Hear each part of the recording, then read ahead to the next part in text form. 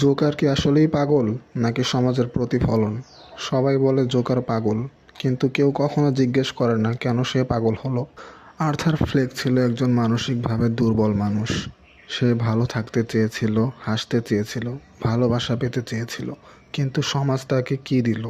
তাকে বারবার অপমান করা হয়েছে, চাকরি থেকে বের করে দেওয়া হয়েছে, সরকার চিকিৎসা বন্ধ করে দিয়েছে, মেডিসিন নেই, কাউন্সিলিং নেই, সে একা, অথচ বাঁচতে চেয়েছে।